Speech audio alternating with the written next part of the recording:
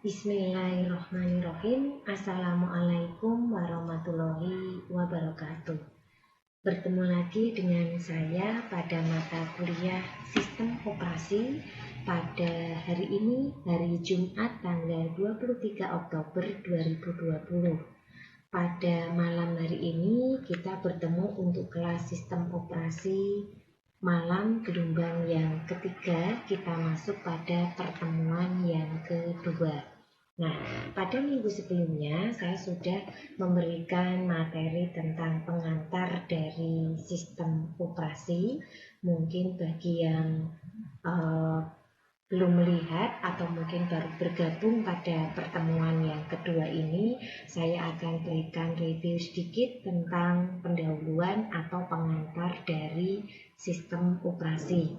Nah, berbicara tentang sistem operasi di sini, pada intinya yang kita pelajari nanti adalah memahami tentang apa saja yang sudah dikembangkan, apa saja yang sudah dikerjakan, apa saja yang terjadi di dalam sebuah sistem operasi. Karena selama ini mungkin kita hanya sebagai pengguna, dan mungkin dengan mempelajari ini kita akan lebih paham bahwa ternyata fungsi, pekerjaan, dan tujuan penggunaan sistem operasi itu sangat banyak sekali manfaatnya bagi kehidupan kita sehari-hari. Nah, di sini untuk pengertian dari sistem operasi sendiri merupakan sebuah sistem yang sebetulnya menjadi penghubung antara user dengan hardware. Nah, di dalam sistem operasi sendiri itu terdapat beberapa fungsi yang bisa kita lihat di sini, yaitu merupakan penghubung antara hardware dengan program aplikasi yang dipergunakan oleh user, kemudian merupakan pengatur dan pengawas untuk penggunaan perangkat keras, kemudian pengendali error yang terjadi dan mengatur sumber daya hardware. Nah, hardware ini contohnya ada printer, ada memori, ada DVD ROM, dan lain-lain.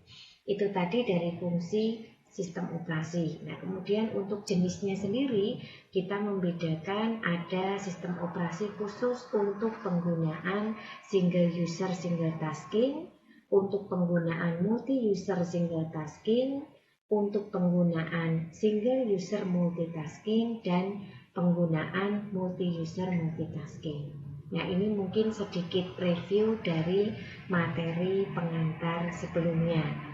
Untuk malam hari ini saya akan memberikan materi dengan tema perkembangan dari sistem operasi.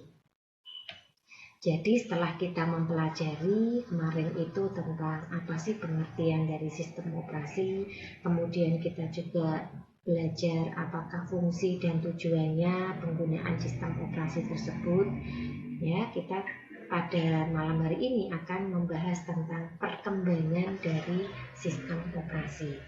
Nah, perkembangan sistem operasi dimulai dari generasi pertama, yaitu pada tahun 1945 dan 55, di mana generasi pertama ini merupakan awal perkembangan dari sistem komputasi elektronik sebagai pengganti sistem komputasi mekanik. Hal itu disebabkan karena kecepatan manusia untuk menghitung itu sangat terbatas, dan manusia sangat mudah untuk membuat kecerobohan, kekeliruan, bahkan kesalahan, di mana hal ini biasa disebut dengan faktor human error. Nah, jadi generasi pertama ini sudah muncul sifatnya komputasi, ya, sifatnya komputasi yang menggantikan dari komputasi yang tadinya mekanik itu diganti menjadi berbasis elektronik. Nah, kemudian untuk generasi yang kedua itu muncul sekitar tahun 1955 sampai 1965. Generasi yang kedua memperkenalkan batch processing system, yaitu job yang dikerjakan dalam satu rangkaian, lalu dieksekusi secara berurutan. Pada generasi ini, sistem komputer belum dilengkapi dengan sebuah sistem operasi. Tetapi beberapa fungsi sistem operasi telah ada, sebagai contoh FMS atau singkatan dari Fortran Monitoring System dan IBSys. Jadi generasi komputer kedua ini merupakan generasi pertama dari sistem operasi. Jadi bisa disebut generasi pertamanya sistem operasi itu justru lahirnya di tahun 5565 ya, yang ada di generasi kedua. Pada tahun 64, IBM mengeluarkan komputer keluarga yaitu sistem 360 dan komputer S360 ini dirancang agar kompatibel secara perangkat keras yang merupakan bagian dari sistem operasi OS 360. Sistem 360 berevolusi akhirnya menjadi sistem 370.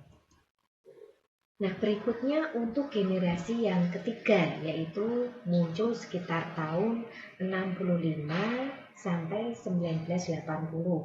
Pada generasi ini, perkembangan sistem operasi itu dikembangkan untuk melayani banyak user atau pemakai secara bersamaan, di mana para pemakai interaktif berkomunikasi lewat terminal secara online ke komputer. Maka sistem operasi ini menjadi satu multi-user. Ini adalah spesifikasi sistem operasi yang muncul pada generasi ketiga. Yang pertama adalah multi-user, di mana pengertian multi-user ini bahwa sistem operasi bisa digunakan oleh banyak pengguna sekaligus. Kemudian multi-programming, melayani banyak program sekaligus. Kemudian yang ketiga, time sharing, setiap pemakai satu terminal online.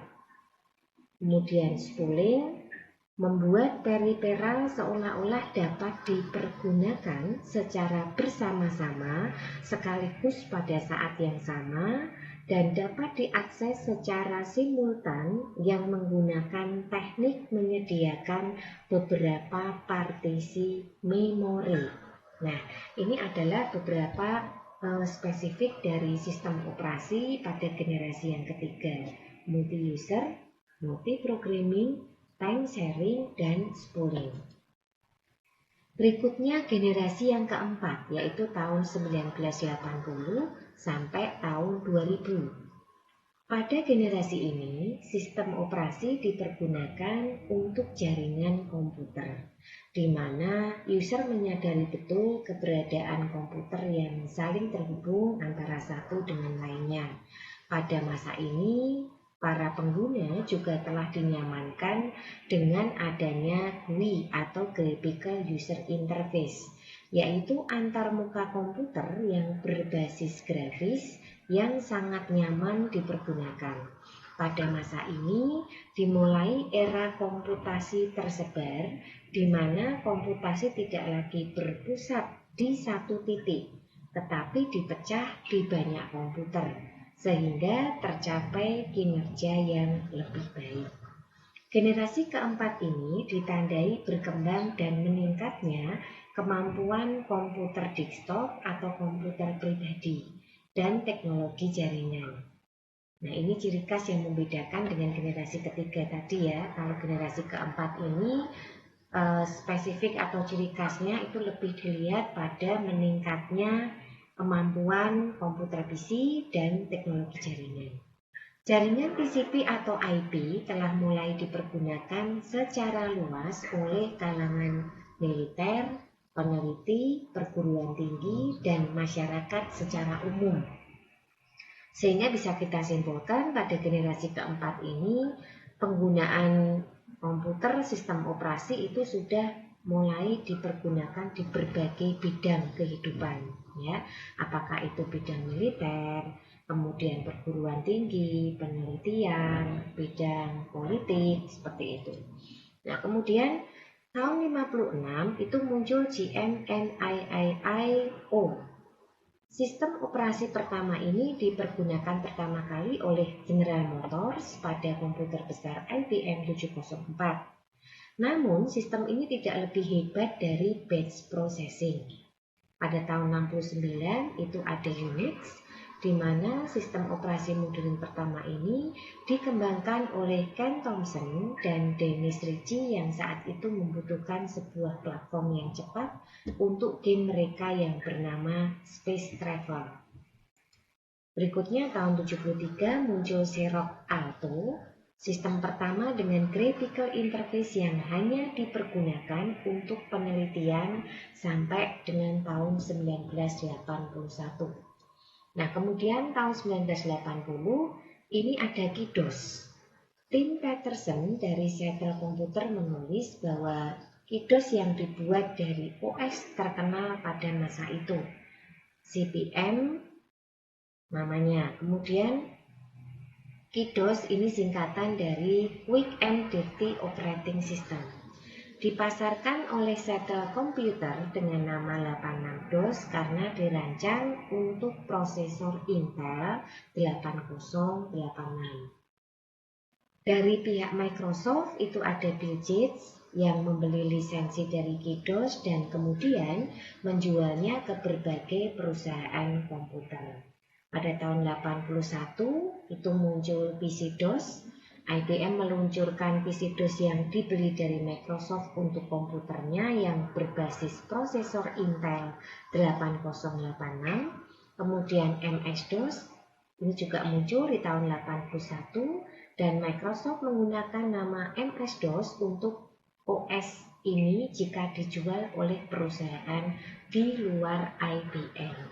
Jadi pada tahun 81 ini muncul yang namanya PC-DOS dan MS-DOS. PC-DOS ini lebih diarahkan kepada personal komputer. Prosesornya khusus ya 8086.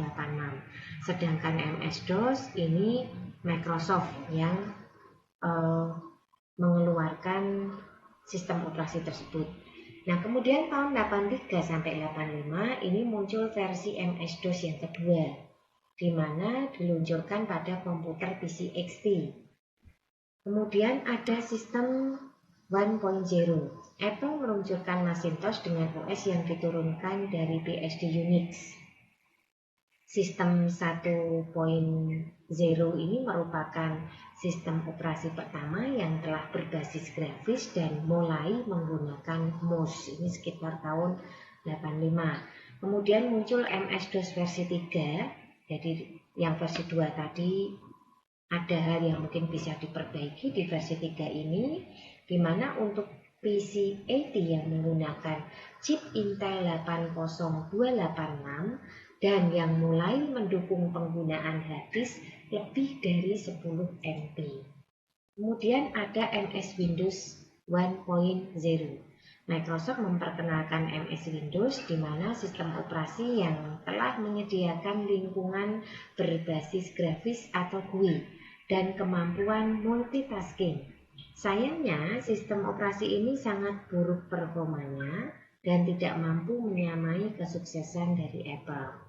Kemudian muncul Novell NetWare, di mana Novell meluncurkan sistem operasi berbasis jaringan NetWare 86 yang dibuat khusus untuk prosesor Intel 8086. Kemudian tahun 1988 sampai 90 ini muncul MS-DOS 4. Microsoft mengeluarkan versi ini dengan suasana grafis dan 3W. Proposal World Wide Web oleh Tim Berners-Lee. Nah, kemudian ada kejadian yang bisa kita sebut sebagai sebuah perpisahan. Jadi dua perusahaan raksasa berpisah pada tahun ini, yaitu IBM berjalan dengan OS/2 dan Microsoft berkonsentrasi dengan Windows. Kemudian juga muncul Windows versi 3 pada tahun ini. Microsoft meluncurkan Windows versi 3 yang mendapat sambutan cukup baik. Kemudian ada MS Office. Microsoft membandel Word, Excel, dan PowerPoint untuk menyingkirkan saingannya seperti Lotus 123, WordStar atau WS, WordPerfect, dan Quattro. Nah, ini mulai muncul Office sekitar tahun 90-an. Kemudian tahun 91 sampai 95, ini kita lihat di tahun 91 ada Linux 0.01. Mahasiswa bernama Hensky, ya, Linus Torvalds mengembangkan OS berbasis Unix dari sistem operasi Minix yang diberi nama Linux. Kemudian MS-DOS versi 5 meluncurkan versi 5 ini dengan penambahan fasilitas full screen editor, undelete, unformat, dan key basic. Pada tahun 92 itu muncul Windows 31 dan kemudian Windows for Workgroup 3.11 di tahun berikutnya. Pada tahun 93 muncul Windows NT. Microsoft meluncurkan Windows NT ini merupakan sistem operasi pertama berbasis grafis tanpa DOS di dalamnya yang direncanakan dipergunakan untuk server jaringan.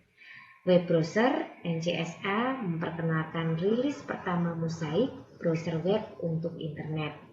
Kemudian ada MS-DOS versi 6, Microsoft memperkenalkan MS-DOS versi 6 Upgrade yang mencakup program kompresi hard disk double space. Berikutnya pada tahun 94 ada FreeDOS.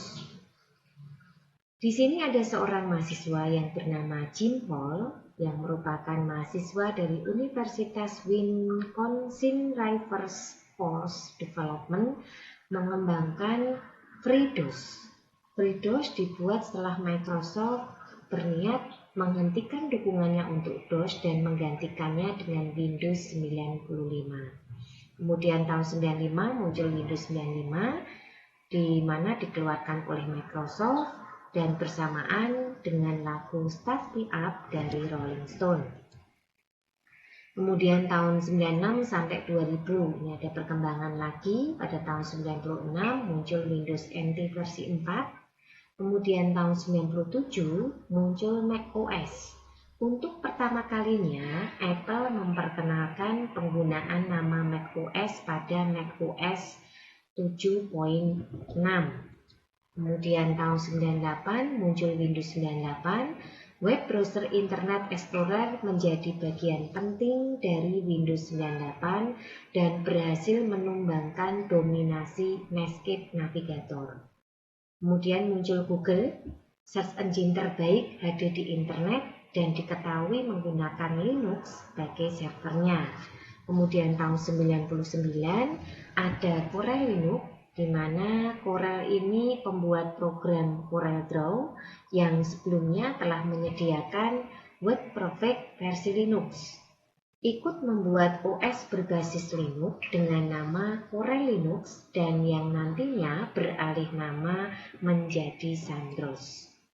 Nah, berikutnya tahun 2000 ada Mac OS X, di mana Mac OS diganti dengan mesin berbasis BSD Unix dengan kernel yang disebut sebagai Mac OS X. Windows 2000. Microsoft meluncurkan Windows 2000 sebagai penerus Windows NT. Windows Me, Microsoft meluncurkan Windows Me yang merupakan versi terakhir dari Windows 95. Kemudian ada China Goose Linux. Red Flag Linux diluncurkan dari Republik Rakyat Cina. Nah, berikutnya tahun 2001 sampai 2005. Pada tahun 2001 muncul Windows XP yang dikeluarkan oleh Microsoft. Kemudian tahun 2002 muncul OpenOffice. Program perkantoran berbasis open source diluncurkan oleh Sun Microsystems. OS lokal, OS buatan anak negeri berbasis Linux mulai bermunculan, diantaranya ada Drastic Merdeka, WinPy, Rimba Linux, dan Komura. Berikutnya untuk Windows 2003, mulai diluncurkan oleh Microsoft untuk Windows Server 2003. Kemudian ada 2004, Ubuntu, ya, versi pertama Ubuntu diluncurkan dan akhirnya didistribusikan ke seluruh dunia. Ada beberapa versi distro yang dikeluarkan, yaitu Ubuntu yang berbasis Gnome, Kubuntu yang berbasis KDE, Xubuntu yang berbasis XFCE, dan Edubuntu yang dipergunakan untuk pendidikan. Pada tahun 2005 itu muncul Mandriva. Mandrake bergabung dengan Connectiva dan berganti nama menjadi Mandriva. Pada tahun 2006 ini muncul Unbreakable Linux, di mana Oracle ikut membuat distro berbasis Linux yang diturunkan dari Red Hat Enterprise, Chiplux. Distro lokal terus bermunculan di tahun ini, bahkan majalah Chip yang lebih banyak biasanya memberikan pembahasan tentang Windows juga tidak ketinggalan membuat distro khusus Linux dengan nama Chiplux yang diturunkan dari distro lokal PC Linux dari keluarga PC Linux OS atau varian Mandriva. Chiplux merupakan distro lokal pertama yang didistribusikan dalam format DVD. Pada tahun 2007 muncul Windows Vista, di mana diluncurkan oleh Microsoft, di mana untuk Windows Vista ini memperkenalkan fitur 3D desktop dengan Aeroglass, Sidebar, dan Flip 3D. Sayangnya, semua keindahan ini harus dibayar mahal dengan kebutuhan spesifikasi komputer yang juga cukup tinggi. Tahun 2008 itu ada 3DOS. Tidak seperti Vista yang membutuhkan spesifikasi tinggi, 3D desktop di Linux muncul dengan spesifikasi komputer yang jauh lebih ringan. Era hadirnya teknologi 3D desktop di Indonesia ditandai dengan hadirnya sistem operasi 3DOS yang dikembangkan oleh PC Linux. Ada beberapa versi yang disediakan, yaitu versi 3DOS untuk pengguna umum, serta versi distro warnet Linux dan Game Center Linux. Pada tahun 2010 ini muncul Windows 7. Sistem operasi ini merupakan penyempurnaan dari sistem operasi yang dibuat sebelumnya oleh Microsoft. Bisa dikatakan bahwa sistem operasi ini merupakan sistem operasi terbaik yang ada pada saat itu ya. Kemudian tahun 2012 itu muncul Windows 8. Microsoft mengeluarkan sebuah sistem operasi yaitu Windows 8. Sistem operasi ini ternyata memiliki kemampuan yang sangat menarik dibandingkan dengan Windows-Windows lain yang sebelumnya. Kemudian tahun 2014 sampai 2015 ini ada Windows 10 dan sekarang yang sistem operasi terbaru diluncurkan oleh Microsoft itu adalah Windows 10. Windows 10 ini merupakan tampilan Windows terlengkap dan menyeluruh dibandingkan versi-versi sebelumnya, sehingga lebih pantas dinamakan Windows 10 karena angka 10 itu merujuk pada kesempurnaan.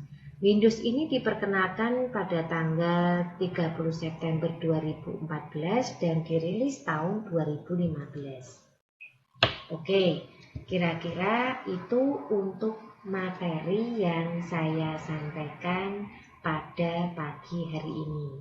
Seperti biasa, pada akhir pertemuan itu saya selalu memberikan kuis ya. Nah, untuk kuis nanti bisa dijawab pada kolom komentar YouTube channel. Untuk share dari link YouTube nanti akan dibagikan di WA group. Nah, untuk kuis pada malam hari ini ada 5, silakan dijawab. Yang pertama, jelaskan komputer generasi pertama secara singkat. Yang kedua, tahun 2007 dan 2008 disebutkan sistem operasi yang berkembang saat itu.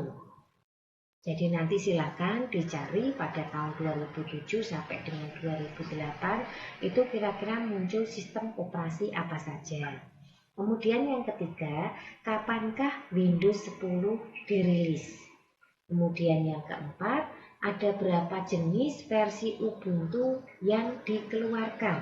Nah, kalau nanti semisal Anda menemukan tambahan versi lagi, boleh ditambahkan. Kemudian yang terakhir, sebutkan 2 operating system lokal buatan anak negeri.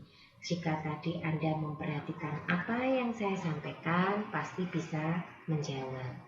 Nah, memang untuk media komunikasi kita sekali lagi itu ada di YouTube channel 1, yang kedua di Siakat, yang ketiga di WA Group ya. Jadi mohon kepada mahasiswa gelombang 3 yang malam yang merasa belum masuk ke grup Matkul Sistem Operasi gelombang 3 yang kelas malam bisa meminta link baik Japri ataupun melalui WA Group ya. Jadi harapannya dengan bergabungnya Anda secara keseluruhan dalam WA Group, jika nanti ada informasi yang perlu disampaikan, Anda tidak akan ketinggalan. Nah, untuk kuis sekali lagi nanti bisa dijawab pada kolom komentar YouTube channel. Baiklah, kira-kira itu dulu yang bisa saya sampaikan pada malam hari ini. Selalu bersemangat ya, tetap semangat meskipun sikon pandemi seperti ini, dan tetap jaga kesehatan. Jika ada yang belum paham, silahkan ditanyakan, bisa melalui Japri atau melalui WA Group. Sekali lagi, mohon maaf jika mungkin dalam penyampaian materi ada hal yang kurang berkenan. Saya undur diri dulu.